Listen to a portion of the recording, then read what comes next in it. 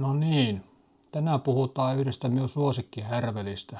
ESP-mikrokontrollereista, ESPistä. Ja tämä video on oikeastaan tämmöinen pieni alustava tarina tulevasta videosarjasta, jossa rakennellaan kaikenlaista ESPillä ja Home Assistantilla. Eli jos nämä pienet mikrot kiinnostaa, niin tällä kanavalla tullaan tekemään näistä vielä paljon lisää. Mutta ennen kuin lähdetään rakentamaan mitään, puhutaan hetki siitä, mitä nämä oikein ovat ja miksi näitä käytetään. Ja miksi näitä löytyy nykyään aika monesta nörttitalosta. Kun tietokone oli iso asia, jos olet vähän vanhempaa tietokonesukupolvea, niin muistat varmasti esimerkiksi Commodore 64 tai Amiga 500. Ne olivat aikanaan aika uskomattomia koneita. Niillä pelattiin ja opittiin ohjelmointia ja tehtiin kaikenlaista. Commodore 64 oli 1 MHz prosessori ja 64 kilotavua muistia. Ja silloin se tuntui aivan käsittämättömän tehokkaalta. Amiga 500 oli jo todella kova kone. 7 MHz Motorola-prosessori ja usein puoli megatavua muistia. Ja nyt kun katsoo tätä pientä pulikkaa, tämä maksaa muutaman euron. Ja tässä on prosessori, joka käy noin 80 MHz, eli moninkertaisesti nopeampi kuin noissa vanhoissa kotikoneissa. Ja muistia on enemmän. Ja lisäksi tässä on sisällä Wi-Fi. Ja näitä voi ostaa 10 kappaletta yhden pizzan hinnalla. Jos tämän olisi näyttänyt 1980-luvulla jolle, hän olisi varmaan luullut, että tämä on avaruusteknologiaa.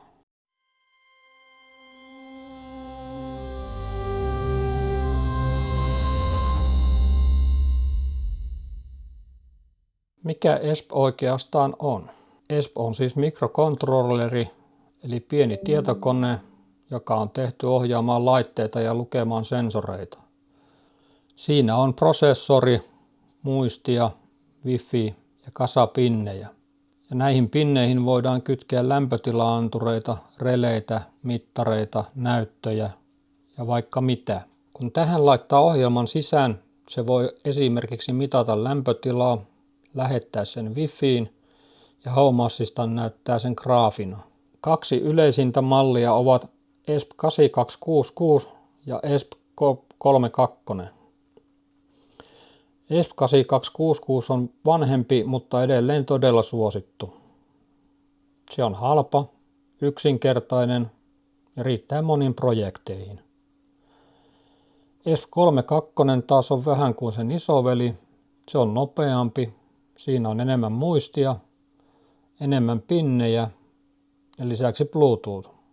Tässä kohtaa yksi käytännön vertaus, joka ehkä selittää tämän aika hyvin. ESP 8266 on vähän kuin yksi mittari yhdelle tehtävälle. Eli yksi ESP mittaa vaikka yhtä lämpötilaa tai ohjaa yhtä relettä. ESP 32 taas on enemmän pieni automaatiokeskus. Se voi hoitaa monta sensoria, monta mittausta ja monta ohjausta samalla kertaa. Eli jos miettii talotekniikkaa, ESP 8266 on yksi anturi. ESP 32 on pieni ohjainkeskus. Ja tässä kohtaa voin kertoa yhden käytännön kokemuksen. Kun aloitin näiden kanssa, käytin lähes aina ESP 8266, koska se oli halpa ja helppo. Mutta jossain kohtaa alkoi tapahtua jotain mielenkiintoista. Yhdessä huoneessa oli yhtäkkiä 10 kappaletta D1 miniä. Yksi mittasi lämpötilaa, yksi mittasi kosteutta, yksi ohjasi relettä, yksi mittasi virtaa, yksi mittasi veden virtausta. Ja lopulta tajusin, että tämä kaikki olisi voinut olla yhdessä ESP 32. Mutta tässä on myös yksi hyvä puoli. Koska nämä maksavat niin vähän, on helppo tehdä ratkaisu. Yksi ESP, yksi tehtävä. Ja silloin järjestelmä on aika modulaarinen. Jos yksi menee rikki, muut jatkavat toimintaansa ja tämä on itse asiassa aika hyvä tapa rakentaa. Ja se maksaa usein vain muutaman euron. Näissä ESPeissä on niin sanottuja GPIO-pinnejä. General Purpose Input Output. Näihin voidaan liittää sensoreita, releitä, näyttöjä ja paljon muuta. Tää on yksi minun suosikki lämpötila-antureista. Dallas DS98 Bertta 20. Hyviä puolia tässä on, että se on melko tarkka, halpa, vedenkestäviä versioita löytyy ja useita voi olla samassa johdossa. Tämä toimii niin sanotulla one wire väylällä, eli yksi datapiuha riittää. Ja tämä tekee kytkennöstä todella yksinkertaisen. Tämä on ehkä mitä minulla on kaikista eniten näissä espeissä kiinni, siksi minut näitä pussillinenkin tässä nyt on. Ja tässä on yksi todella yleinen sensori, mitä käytetään espien kanssa. Tämä on lämpötila- ja kosteusanturi, eli tällä voidaan mitata huoneen lämpötilaa sekä ilman kosteutta. Tästä löytyy yleensä 3 pinniä, plus, maa ja signaali. Eli tämä kytketään suoraan esimerkiksi ESP8266 tai ESP32 ja mikrokontrolleri lukee sieltä lämpötilan ja kosteuden. Tällaisia antureita yleensä käytetään esimerkiksi kasvihuoneessa, sisäilman mittauksessa tai vaikka Home Assistantin kanssa seuraamaan huoneiden olosuhteita. Ja tässä on yksi minun suosikkisensoreista. Tämä on INA 219 virta-anturi. Tällä voidaan mitata sekä jännitettä että virtaa. Tämä kytketään käytännössä virtalinjan väliin, eli sähkö kulkee tämän läpi ja sensori mittaa kuinka paljon virtaa menee. Ja koska tämä on digitaalinen I2C-sensori, ESP pystyy lukemaan siitä tarkat arvot suoraan. Ja kun tiedetään jännite ja virta, voidaan laskea myös teho. Eli tällä voi esimerkiksi mitata paljonko joku laite oikeasti kuluttaa sähköä. Minulla on näitä käytössä esimerkiksi energiamittauksissa, akkujen seurannassa ja erilaisissa testiprojekteissa. Ja tässä on yksi vähän erilainen sensori. Tämä on reed-kytkin, eli käytännössä pieni magneettikytkin. Tässä lasiputken sisällä on 2 metallikontaktia. Kun tämän lähelle tuodaan magneetti, kontaktit menevät yhteen ja piiri sulkeutuu. Tässä moduulissa on myös pieni säätöpotentiometri ja vertailupiiri, jolloin siitä voidaan ottaa suoraan digitaalinen signaali mikrokontrollerille. Ja tällaisia käytetään esimerkiksi ovien ja ikkunoiden tunnistamiseen, pyörimysnopeuden mittaukseen tai vaikka veden virtausmittareissa. Kun magneetti menee ohi, ESP näkee siinä pulssin. Ja tässä on vielä yksi hyvä esimerkki vähän monipuolisemmasta sensorista. Tämä on BMP388. Se mittaa ilmanpainetta ja myös lämpötilaa. Ilmanpaineen mittauksella voidaan esimerkiksi arvioida korkeutta tai seurata sään muutoksia. Ja tällaisia sensoreita käytetään paljon esimerkiksi sääasemissa, droneissa ja erilaisissa mittausprojekteissa. Tämä toimii I2C tai SPI-väylällä, eli ESP pystyy lukemaan siitä arvot suoraan digitaalisesti. Ja kun tällainen kytketään esimerkiksi Home Assistanttiin, voidaan seurata vaikka ilmanpainetta, lämpötilaa ja sään muutoksia ajan kanssa. Tai vertailla vaikka 2 tällaisen paineeroja. Ja sitten ESPillä ei pelkästään mitata asioita, sillä voidaan myös ohjata laitteita. Tämä on relé-moduuli. Relé toimii käytännössä sähköisenä kytkimenä. ESP antaa ohjaussignaalin ja tämä relé voi kytkeä esimerkiksi lampun, pumpun tai jonkun muun laitteen päälle. Täällä toisessa päässä on liittimet kuormalle, eli tänne voidaan kytkeä esimerkiksi verkkovirta tai joku laite. Ja toisessa päässä on ohjauspuoli, VCC, maa ja signaali ESPille. Eli tällä tavalla pienellä mikrokontrollerilla voidaan sekä mitata asioita sensoreilla, että voi myös ohjata oikeita laitteita. Ja kun mittaukset ja ohjaukset yhdistetään Home Assistanttiin, voidaan rakentaa aika monipuolisia automaatioita. Ja sitten on tällaisia vähän järeämpiä sensoreita. Tässä on kuormakenno eli load cell ja se vahvistin. Tämä metallipalikka taipuu ihan hieman, kun siihen kohdistuu voimaa. Ja se pieni muutos mitataan venymäliuskoilla, jotka ovat tämän sisällä.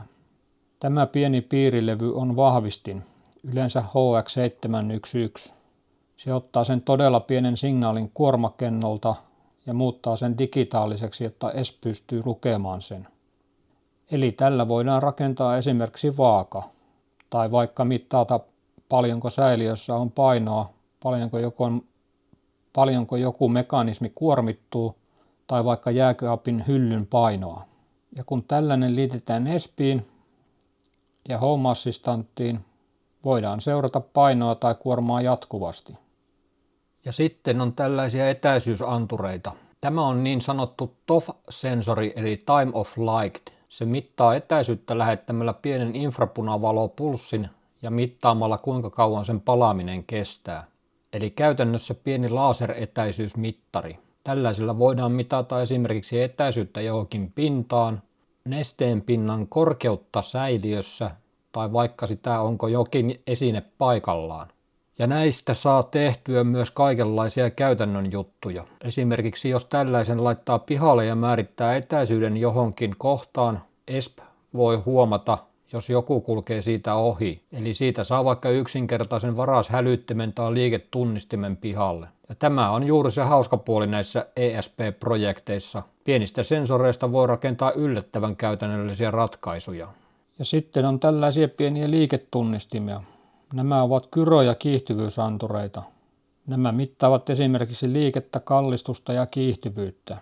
Eli jos laite kääntyy, liikkuu tai tärisee, sensori pystyy mittaamaan sen.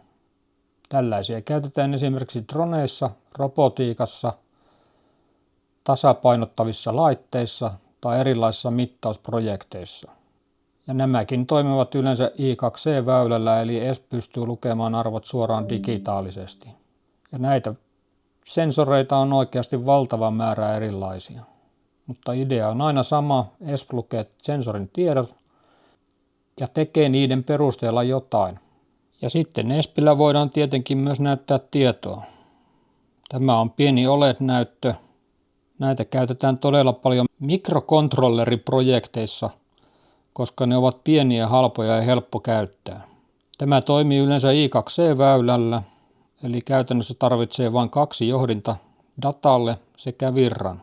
ESP voi sitten näyttää tässä esimerkiksi lämpötilan, kosteuden, virrankulutuksen tai mitä tahansa mittaistietoa. Eli jos ei haluta lähettää kaikkea tietoa verkkoon, voidaan tehdä myös täysin paikallinen mittari.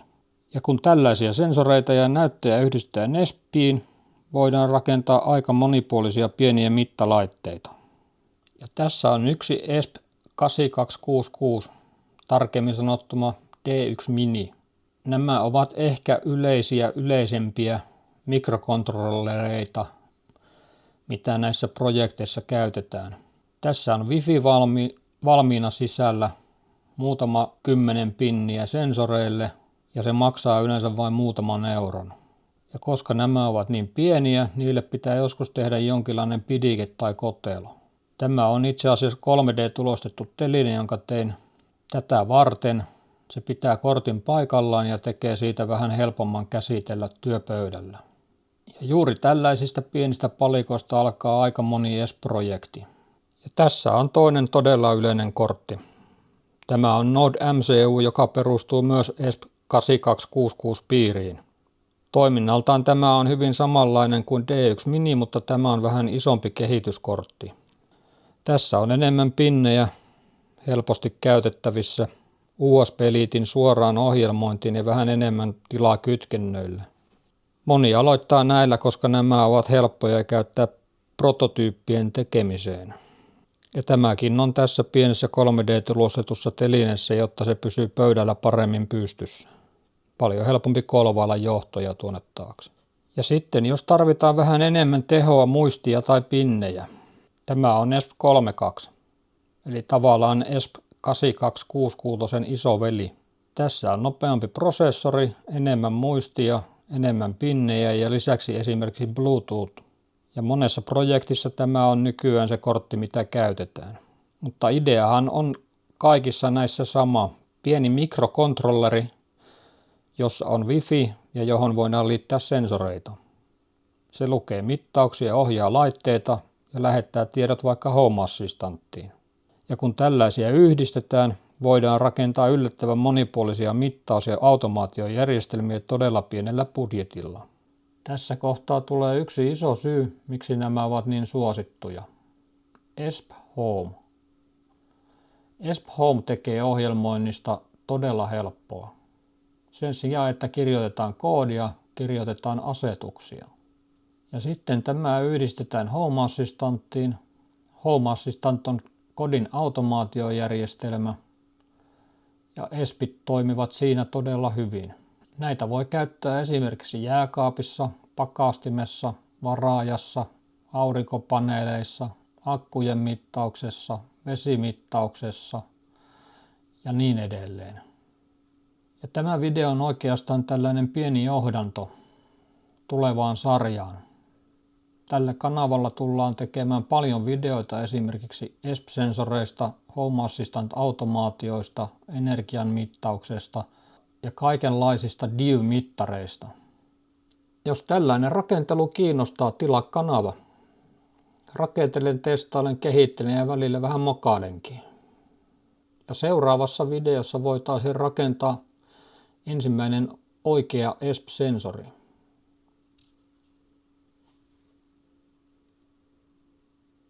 Se on moro.